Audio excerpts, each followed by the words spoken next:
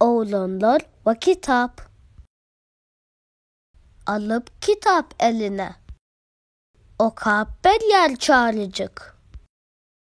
Kulacığın keyildip, dinlevotil nurucuk.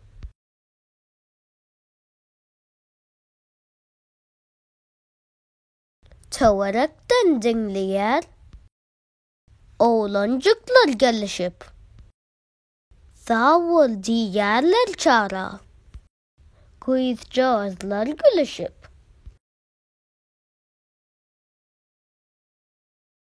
Helvot okavotil, kitapçığın taşlaman, şatlanıpcık ödödü, kaygame yatlaman.